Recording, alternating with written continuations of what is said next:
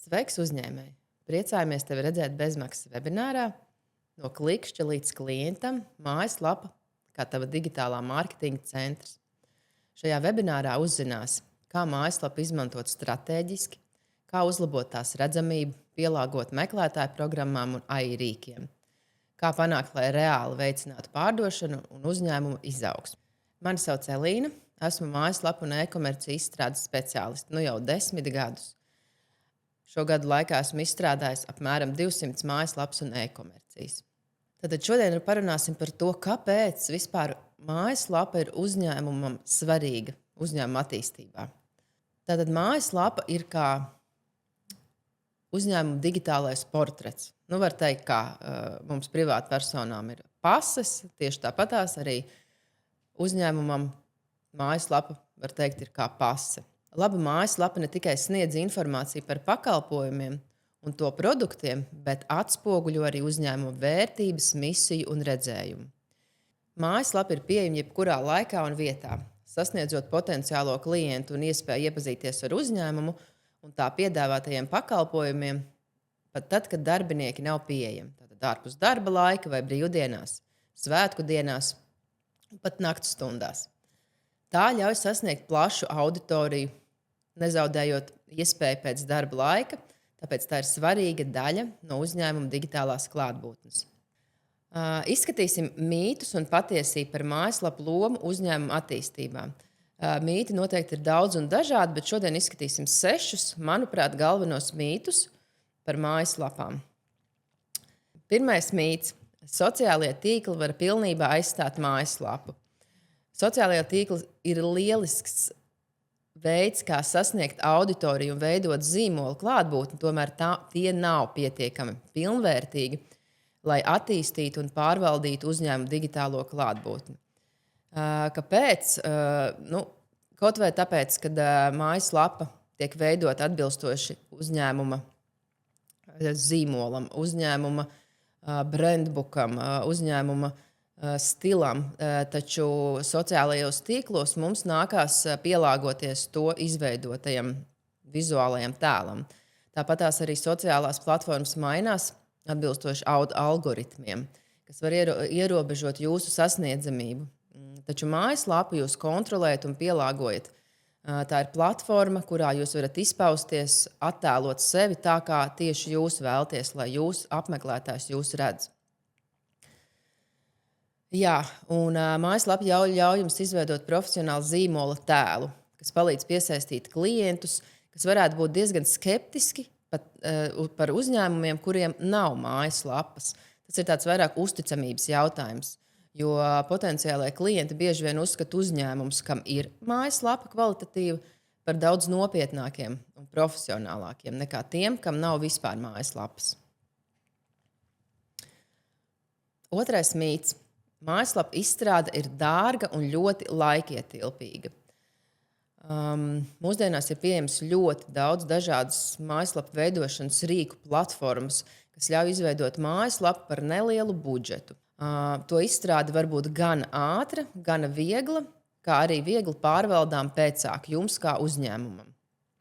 Protams, individuāla mājaslapa izstrāde var būt dārgāka, taču šeit uzņēmumam jāizvērtē sava vajadzība un mērķi, un jebkurā gadījumā var atrast arī efektīvus risinājumus, kas ļauj izveidot profesionālu mājaslapu par ļoti pieņemamu cenu.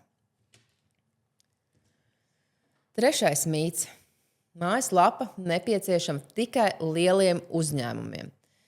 Bet patiesībā mājaslapa ir vajadzīga visiem uzņēmumiem, arī maziem. Pieņemsim, neliels autoservis Sabilē. Viņš ievērojami varētu atvieglot savu darbu, izveidojot mājaslapu. Tā ļautu potenciāliem klientiem ātri atrast informāciju par piedāvātajiem pakalpojumiem, darba laiku, cenām, kontaktu informāciju. Ar mājaslapu Sabilē esošais autoservis var izvairīties no atkārtotiem jautājumiem par pakalpojumiem, jo tā visa informācija būs pieejama viņiem mājaslapā. Arī ārpus darba laika, kā arī iepriekš minēju par šo 24/7 klātesamību digitālajā vidē. Un tas ļaus piesaistīt jaunus klientus no tuvākām, tālākām apkaimēm, un līdz ar to būs lielāka iespēja konkurēt šajos mazajos reģionos ar cita veida šādus nozares uzņēmumiem. Jo jūs būsiet klātesošāks, jums būs strukturētāka informācija par uzņēmumu, un klientam būs saprotamāks pakalpojums, ko jūs piedāvājat. 4. mīts. Mājaslapa ir gatava uzreiz pēc publicēšanas un tās izstrādes. Patiesībā mājaslapa ir patstāvīgi jāuzlabo. Gan saturiski, gan ir jāanalizē arī apmeklētāju uzvedība, jāsako līdz datiem, jātestē dažādi risinājumi, dažādas darbības, ko klients veic jūsu mājaslapā, lai varētu to pēcāk uzlabot un pielāgot lietotājiem ērtu. Ja esat mazs vai vidējs uzņēmējs, bieži vien efektīvāk šo procesu būs uzticēt nozares speciālistam. Jo arī manā darba pieredzē nereti uzņēmēji ir teikuši, man nav laika, man trūks zināšanu, jūs zināsiet labāk, man jāvada savs bizness. Un tas ir saprotami, jo kamēr jūs kā uzņēmējs fokusēties uz pārdošanu, klientu apkalpošanu, uzņēmumu attīstību, produktu attīstību, digitālās klātbūtnes attīstību var pārvaldīt profesionāļi, kuri zina un panāk rezultātu ātrāk un vienkāršāk. Tādējādi jūs ietaupīsiet laiku un iegūsiet kvalitatīvāku produktu savā digitālajā klātbūtnē. 5. mīts. Pietiek tikai ar mājaslapas publicēšanu online, un klienti paši aumaļām nāks uz jūsu mājaslapu un jūs atradīs. Jo pastāv uzskats, tiklīdz mājaslapa ir publicēta, automātiski sāk piesaistīt lielu apmeklētāju plūsmu. Arī mani klienti bieži ir teikuši pēc nedēļas vai 2, tikko mājaslapa ir publicēta, kāpēc es neparādos, kāpēc mani nevar atrast, kas nav pareizi. Bet īstenībā jau ar mājaslapu kā tādu ir jāstrādā arī turpmāk. Ja vēlaties palielināt apmeklējumu un sasniegt jaunus klientus, nepietiek ar to, ka vienkārši būt internetā, jo nepieciešams strādāt mērķiecīgi gan ar SEO, gan ar satura veidošanu, sociālajiem tīkliem un maksas reklāmu, lai mājaslapa tiešām kļūtu efektīva klientu piesaistei. Tā kā, lai mēs uzbūvētu ceļu uz mājaslapu, ir nepieciešams tiešām daudz dažādas darbības, kaut vai norādot mājaslapas linku jūsu sociālajos tīklos, jūsu e-pastu parakstos, vizītkartēs un citos materiālos, kurus jūs izmantojat komunikācijā ar klientu. Šī būs tāda apusēja atgriezeniska saite gan no sociālajiem tīkliem, gan no mājaslapas, ja jūs šos abus vai vairākus kanālus sasaistīsiet. 6. mīts. Mājaslapas dizains ir vissvarīgākais. Pārāk bieži tomēr uzņēmumi koncentrējās uz dizainu, aizmirstot, ka mājaslapas galvenais mērķis ir nodrošināt labu lietotāju pieredzi un palīdzēt apmeklētājiem ātri atrast nepieciešamo informāciju. Parādīšu jums piemēru, kas parāda, ka dizainam ir tikpat nozīmīga loma kā saturam. Šeit piemērs netika veiksmīgs tieši no dizainiskās puses. Atverot lapu, uzreiz nav skaidrs, ar ko uzņēmums nodarbojās. Ir izvēle, kas ir diezgan nepārlasāma, nepārskatāma, varbūt šoreiz fonta dēļ. Pirmais, ko es redzu, kad ir aktuāla informācija, kur ir izvietot šajā gadā, norāda par tālākiem notikumiem, jaunumiem. Taču es joprojām neiedziļinoties saturā, nesaprotu, par ko tad īsti ir. Patiesībā šī mājaslapa ir bērnu nometnē, bet, lai es to uzzinātu, man ir jāsāk likšķināt jau tālāk un jālasa saturs. Tad šī mājaslapa saturiski tiek uzturēta, taču atainojums ir gana neveiksmīgs, lai apmeklētājs uzreiz nolasītu un gribētu vispār klikšķināt tālāk.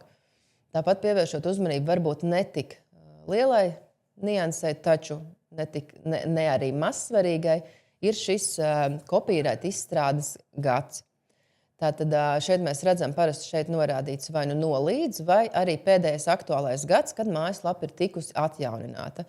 Šeit mēs redzam, ka mājaslapa izstrādāta 2004. gadā. Šķiet, ka varbūt arī šis dizains no tā laika ir saglabājies, spriežot pēc vizuālā.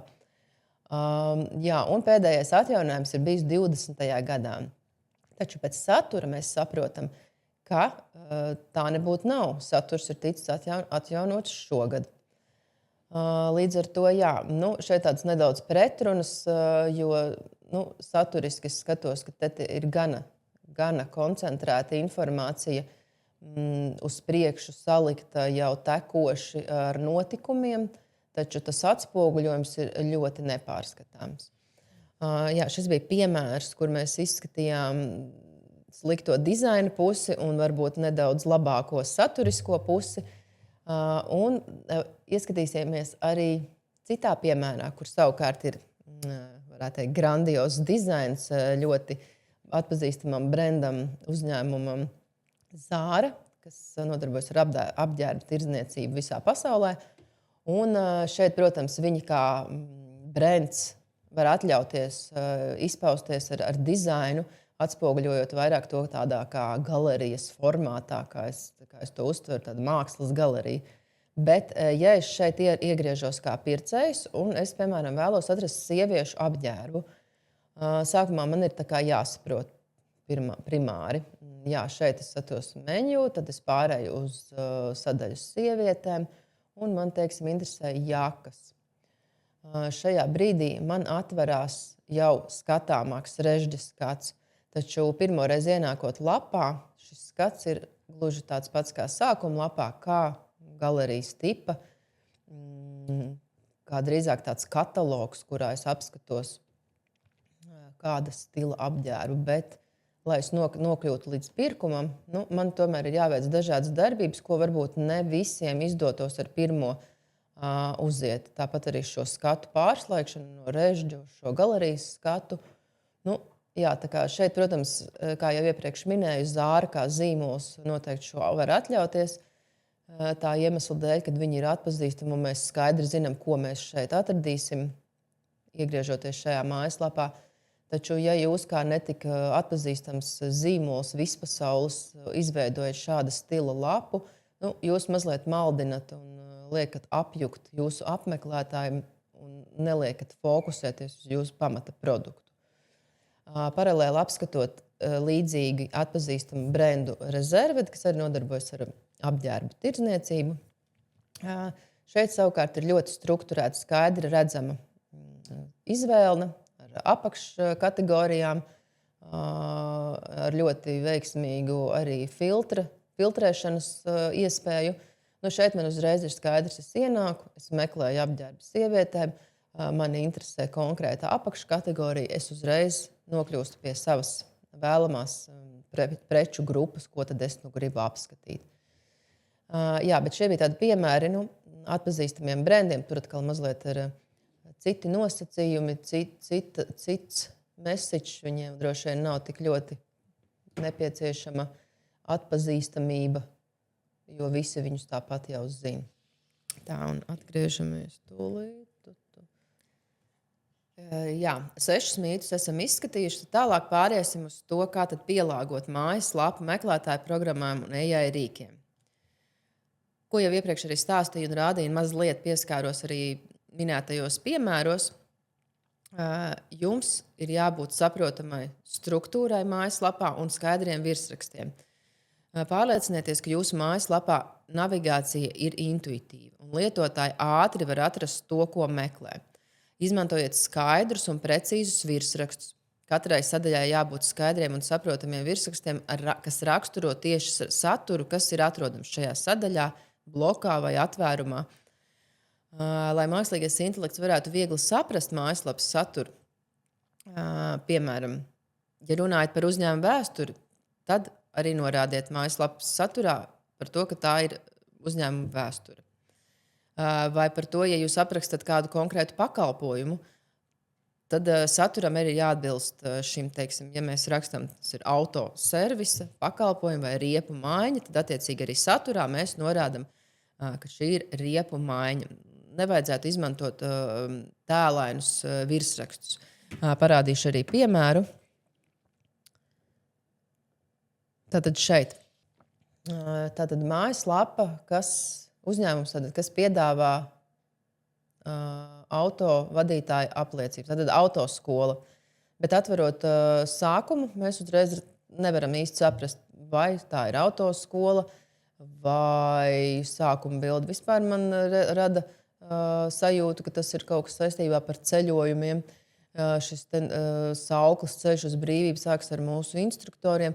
Jā, tas varbūt būtu labs sauklis, lai to izmantot kādās kampaņās vai sociālos tīklos, taču mājaslapā kā sākuma lapā ne tas ievieš uzticamību, ne, bet pārliecību par to apmeklētājiem, par ko ir šī mājaslapa, ne arī meklētāju programmām un AI rīkiem.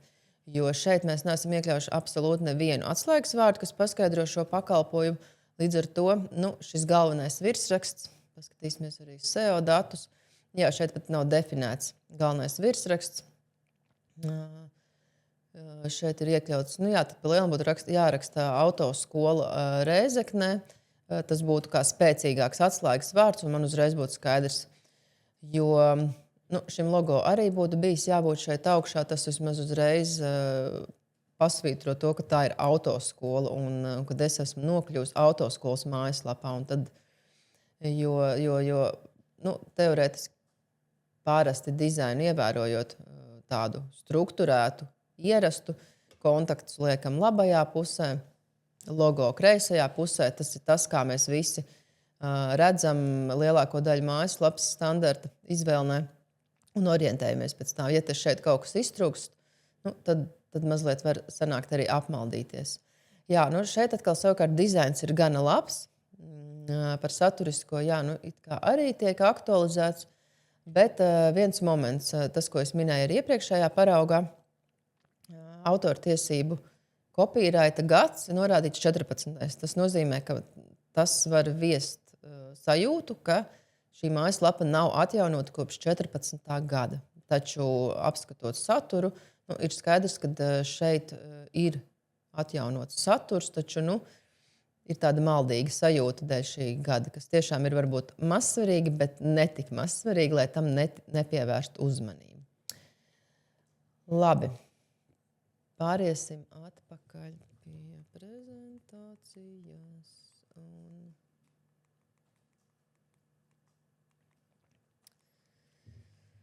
Tālāk. Tad sniedziet kvalitatīvu, aktuālu un precīzu saturu. Atspoguļojiet mājaslapā vērtīgu informāciju un nodrošiniet, lai mājaslapā informācija būtu noderīga un precīza. Mākslīgais intelekts un meklētāja programmas novērtēs lapu, kas piedāvā saturu, kas ir personisks un unikāls, nevis copy-paste no jūsu konkurentu pārfrāzēta satura vai no ChatGPT piedāvātā satura. Līdz ar to esat oriģināls, esat patiess. Regulāri atjaunojiet un papildiniet saturu. Ja saturs būs novecojis, mākslīgais intelekts to uzskatīs par netik uzticamu. Tāpēc pārliecinieties, ka jūsu mājaslapā tiek ievietots jauns un aktuāls saturs. Pieņemsim, ja jums ir bloga sadaļa, vai tā ir nosaukta par jaunumu vai aktualitātes, un pēdējā aktualitāte ir ielikta 2023. gadā, tad būtu maldīgi šo sadaļu saukt par jaunumu sadaļu un uzturēt šādu sadaļu kā tādu.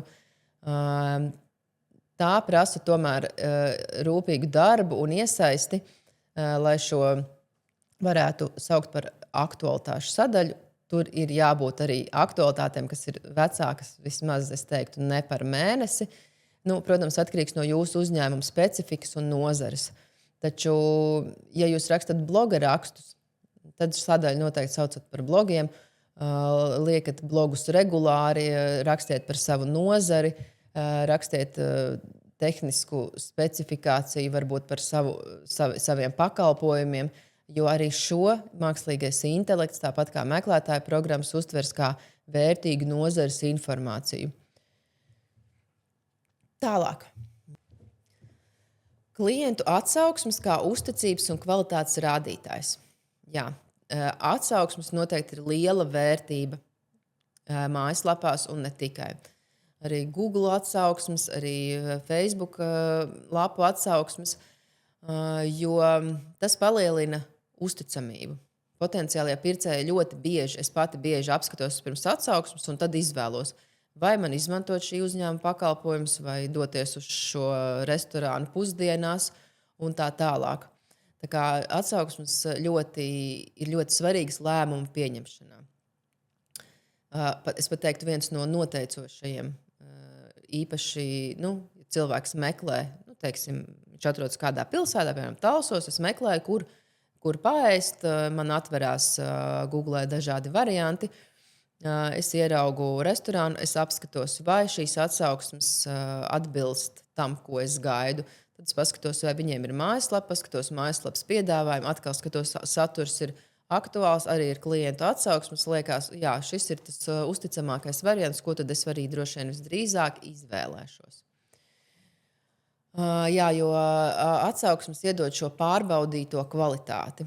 Ja jūsu produktiem vai pakalpojumiem ir daudz pozitīvu atsauksmju, tas norāda par augstu kvalitāti un labu pieredzi citiem lietotājiem. Un tas var mudināt jaunus klientus izvēlēties tieši jūsu uzņēmumu.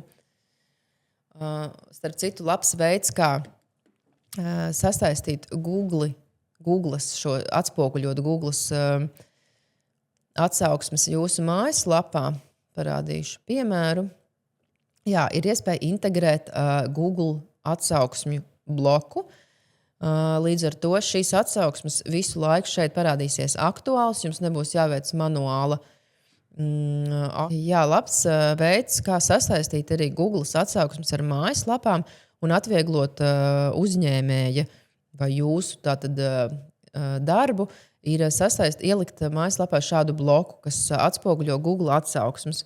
Jo patiesībā man pašai personīgi liekas, ka Google atsauksmes ir visobjektīvākās un vispatiesākās, jo tās tik viegli nav dzēšamas, tik viegli menedžējamas, jo šeit, ja būs negatīvas atsauksmes, tad skaidrs, ka kaut kas nav kārtībā. Un ja tās būs pozitīvas, un mēs redzēsim, cik daudz tās ir, tad tas arī noteikti rada tādu uzticamības momentu par uzņēmumu.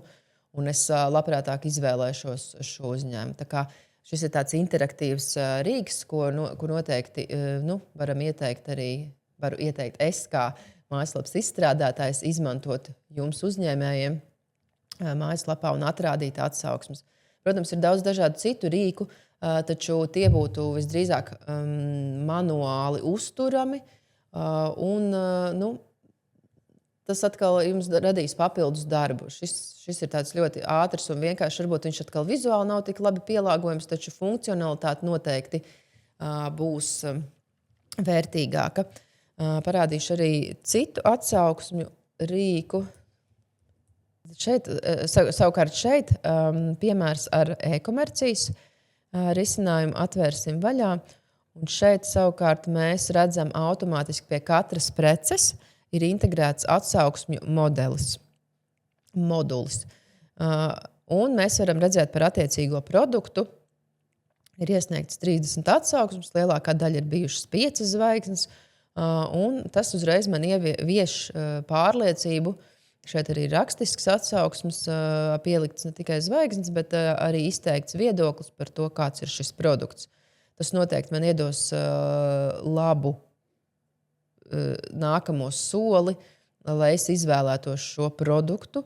Ja es redzu, ka šeit atsauksmes ir gana daudz un tās ir aprakstītas, novērtētas, tā kā, jā, atsauksmes noteikti ir liela vērtība jūsu uzņēmuma mājaslapā.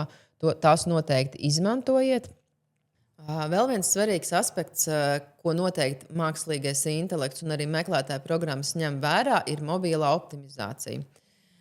Jo aptuveni 64% visa pasaules interneta trafika nāk tieši no mobilajām ierīcēm. Un tas nozīmē, ka vairāk nekā puse apmeklējumu nāk tieši no mobilajām ierīcēm. Tāpēc labi pielāgota mobilā versija nodrošinās, ka lietotājam ir viegli orientēties, neatkarīgi no tā, kādu ierīci viņš izmanto. Tas nozīmē, ka svarīgi ir būt labam, strukturētam, pārskatāmam saturam, vizuālam, noformētam gan desktopa versijā, gan arī mobilajā versijā. Tad šī mobilās versijas pielāgošana palīdzēs arī meklēšanas algoritmiem saprast, ka lapa ir lietotājiem draudzīga, un viņi drīzāk izvēlēsies atlasīt, atrādīt tieši jūsu mājaslapu, nevis, nevis tādu mājaslapu, kura nav pielāgota un optimizēta mobilajām ierīcēm. Paskatīsimies arī vienu piemēru. Tātad šeit redzams, teorētiski mājaslapa ir mēģināta pielāgot mobilajai ierīcei, taču ne līdz galam te viss ir pārdomāts. Ir lieli tukši bloki. Mājaslapa brīžiem ir nepārskatāma. Nobrauksim līdz lejai. Jā, ka redzams arī šeit, tas ir tas arī, par ko es minēju, ka vislabāk mājaslapu tomēr uzticēt, veidot profesionāļiem, kas pārzina šo sfēru, zina nianses, jo šeit attiecīgi arī šajā manis rādītajā piemērā visdrīzāk šī ir pašu veidota mājaslapa, un veidotājs līdz galam nav zinājis, kā nomainīt kaut kādas konkrētas lietas. Ir atstājis providera logo, gads ir 2035. Nākotnes gads norādīts, daži bloki atstāti angļu valodā. Līdz ar to skaidrs, ka šeit pietrūkst profesionāla pieskāriena šai mājaslapai. Pastīsimies arī mobilā izvēle. Jā, bet varbūt šī nav attiecīgi mājaslapa, kura neatbilst mobilajai versijai. Šeit vairāk bija šis dizainiskais noformējums nepārskatāms. Atvēršu vēl vienu lapu, kas savukārt būs jau manis iepriekš rādītā nometnes lapa. Šeit teorētiski viss ielien ekrānā, taču, lai es kaut ko apskatītu, kaut ko pārslēgtu, man ir jāpārvirza, jāpiezūmo, kaut kas kādā brīdī nenostrādā. Tā, apskatīsim arī piemēru, kur mājaslapa netiek pielāgota mobīlajam skatam, un apmeklētājiem tā ir gana grūti apskatām. Pieņemsim šis autoservis 24. Šeit, lai es pārvietotos pa mājaslapu, man ir jābīd uz sākumu. Uz sāniem nav mobilās izvēles, viņa nepielāgojās ekrānam. Lai es pārslēgtos, man ir jāpiezūmo. Daudz dažādu vēl nianšu izlacošās šīs reklāmas, kas ir gana kaitinošas un noteikti neveicina mani šeit uzkavēties. Jā, tā kā šis bija vēl viens piemērs par netik veiksmīgu mobilās versijas atspoguļošanu. Un tagad arī paskatīsimies pāris pozitīvos piemērus mājaslapām. Sākumā no desktopa skata, pēc tam parādīšu arī piemēru no mobilā skata. Tātad šeit es esmu atvērusi zobārstniecības klīniku Ventspilī, kas, manuprāt, ir tāds apkopojums veiksmīgai mājaslapai, jo pirmkārt mēs atverot uzreiz skaidri redzam, ar ko šis uzņēmums nodarbojās. Tas nav tikai nosaukuma pēc vai banera teksta pēc, bet šeit ir ļoti skaidri gan vizuālais noformējums, ļoti skaidra navigācijas struktūra, uzzināt par uzņēmumu, redzu zobārstniecības pakalpojumus, redzu apakškategorijas, kādas pakalpojumus uzņēmums piedāvā, noteikti aktuāli apskatīt arī cenu kategoriju, līdz ar to šeit ir iekļauts arī galvenajā navigācijā šis vakants un kontakti. Kontakti, protams, arī būtiska pozīcija mājaslapā, lai klients tālāk arī saprotu, vai viņš vēlas piezvanīt, uzrakstīt, kur jūs atrodaties, kāds ir jūsu darba laiks. Ko mēs vēl par šo mājaslapu pozitīvi varam pastīties, ir daudz šo call to action saucamo darbību, ko jau arī minēju par kontaktiem, bet šeit pabraucot uz leju, mēs uzreiz varam pāriet uz pakalpojumiem, tādējādi vadot cauri apmeklētāju šai mājaslapai un virzot tātad uz saziņu, pakalpojumu pieteikšanu un atkarībā no jūsu nozares.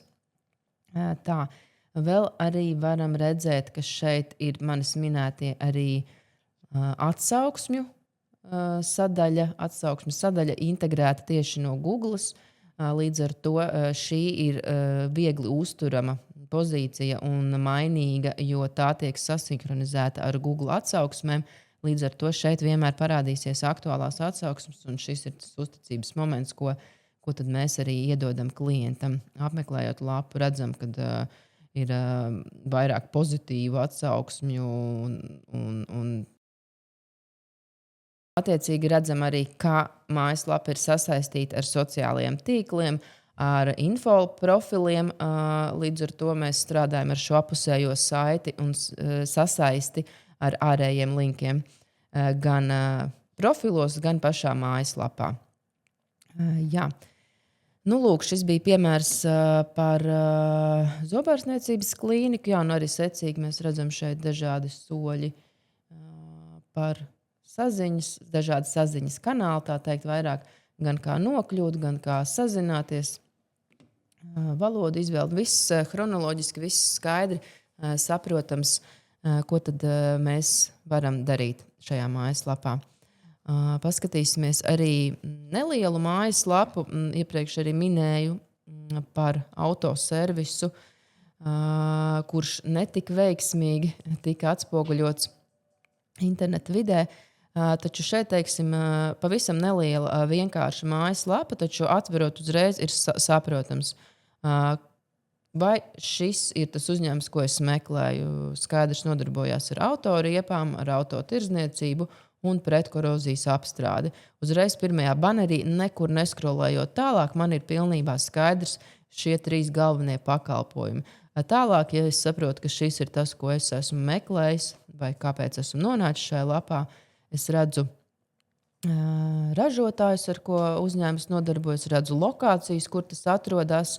Navigācijā pārējot uz jau kādu no pakalpojumiem, redzu detalizētāku informāciju, kādēļ izvēlēties, un ļoti strukturēti pārskatām arī faktiskās klienta servisa bildes, kas arī nav mazsvarīgs faktors, lai radītu uzticamību, jo, ja mājaslapā ieliekam absolūti tikai un vienīgi bilžu banku vai mākslīgā intelekta ģenerētas bildes, tad mazliet varbūt pazaudējam to realistisko sajūtu par to, cik uzņēmums ir īsts.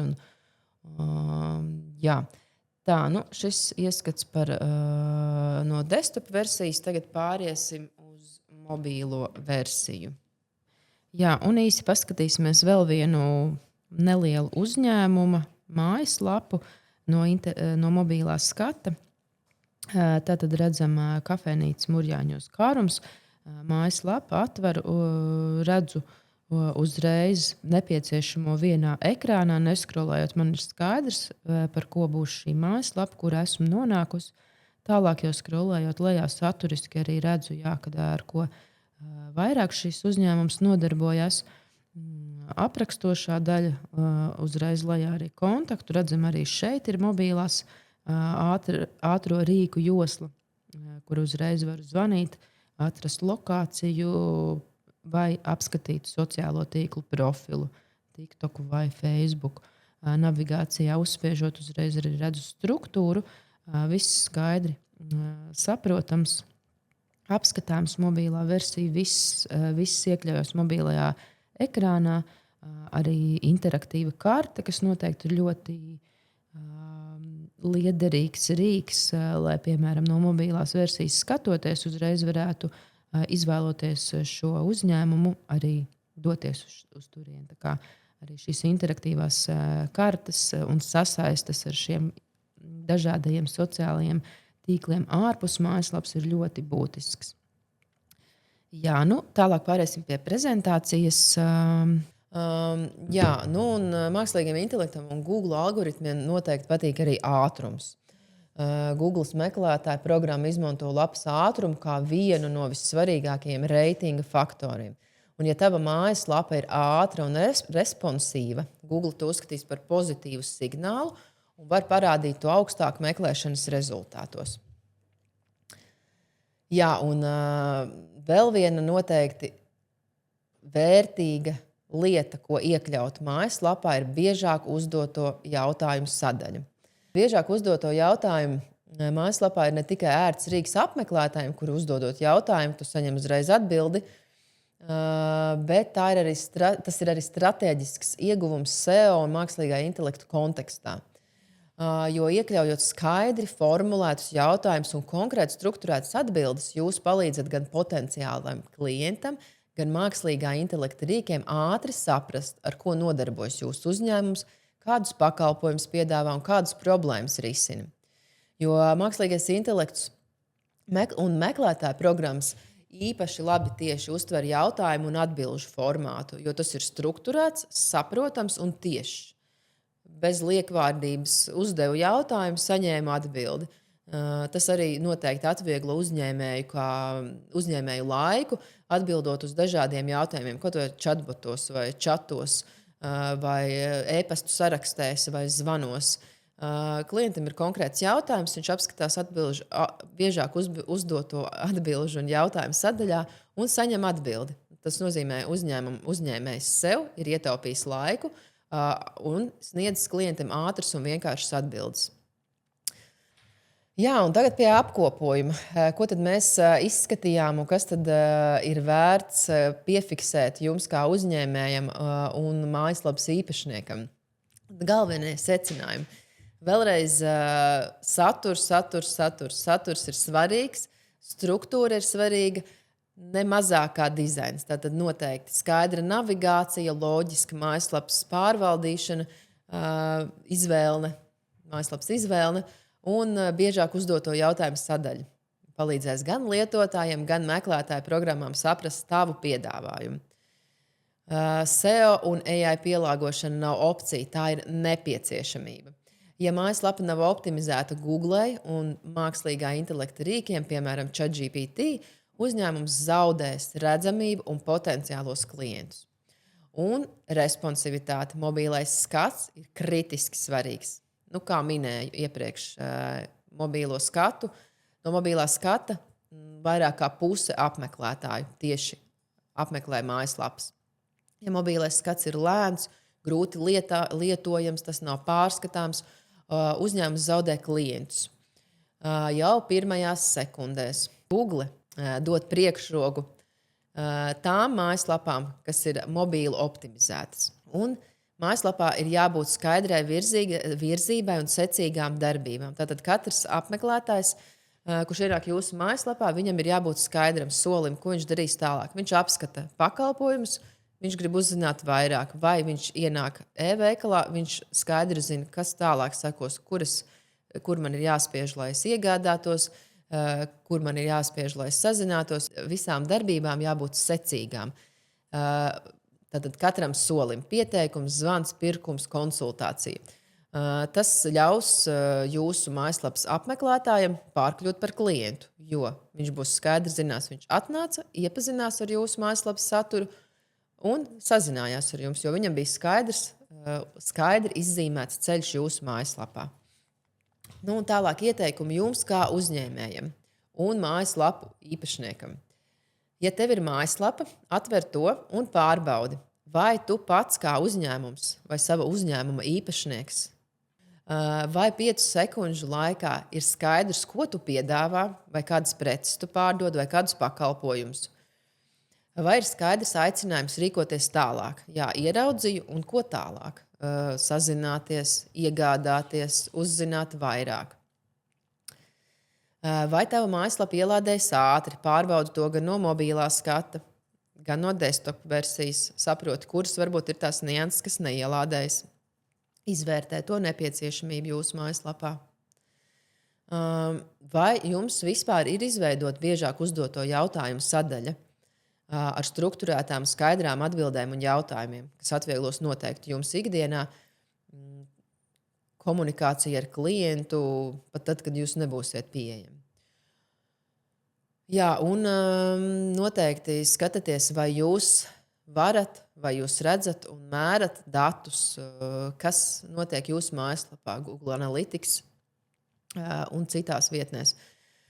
Jo tas ir noteikti būtiski. Pētīt, analizēt klienta uzvedību mājaslapā, lai izvērtētu nepieciešamību pēc labojumiem, papildinājumiem Jo tikai analizējot klienta uzvedību jūsu mājaslapā, jums būs skaidrs pie tā, pie kā vēl ir jāpiestrādā. Ja mājaslapa vēl nav, es noteikti ieteiktu jums uzticēt to speciālistiem un izstrādāt to kā mārketinga rīku, nevis vienkārši dizaina projektu. Un ko darīt tālāk? Nākamie soļi. Iedošu jums rīku, ar kuru jūs varat notestēt savas mājaslapas auditu. Ieliksim komentāru sadaļā linku, kur varat notestēt savu mājaslapu un izvērtēt mīnusus un plusus un lietas, kas varbūt būtu jāuzlabo. Ja ir kaut kas neskaidrs, droši aicinam sazināties arī ar mums, mūsu speciālistiem, kas palīdzēs arī izskaidrot un atbildēt varbūt uz jautājumiem, kas ir neskaidri. Un definējiet skaidru mērķi, ko mājaslapā ir jāpanāk. Vai jūs gribat piesaistīt klientus, vai jūs gribat informēt klientus, vai jūs gribat pārdot, vai jūs gribat būt vienkārši klātesošs. Jebkurā gadījumā, ka mājaslapā ir jābūt definētam mērķim, lai virzītos tālāk tās attīstībā. Un noteikti pārskatiet savu struktūru mājaslapā, lai tā būtu skaidra un tajā tiktu iekļautas manas iepriekš minētās nianses, lai tās tiktu atlasītas arī mākslīgā intelekta rīkos. Jā, un pēdējais solis, ko noteikti pārskatiet, iespēju mājaslapu reklamēt arī ārpus tās. Tātad iekļaujiet atsauces savos sociālajos tīklos, dalieties ar saviem postiem sociālajos tīklos, aktivizējiet reklāmas kanālus, arī varbūt izvērtējiet par maksas reklāmas nepieciešamību, jo, kā es minēju, mājaslapa pati par sevi ir tikai tukša māja lauka vidū. Un noslēgumā, digitālais mārketings balstās uz mājaslapu. Reklāmas, sociālie tīkli, e-pasti un citi kanāli tikai virza apmeklētāju uz mājaslapu, bet ja tā nav optimizēta un strateģiski izveidota, mārketinga aktivitātes nesniedz savu pilno potenciālu un investīcija atdeve samazinās. Ja tava mājaslapa šobrīd tikai eksistē, tā nav mārketinga rīks. Tā kļūst par vērtīgu aktīvu tikai tad, kad tā ir strateģiski izveidota, optimizēta un nepārtraukti tiek attīstīta. Mājaslapa nav izdevumi, tā ir investīcija uzņēmuma izaugsmē.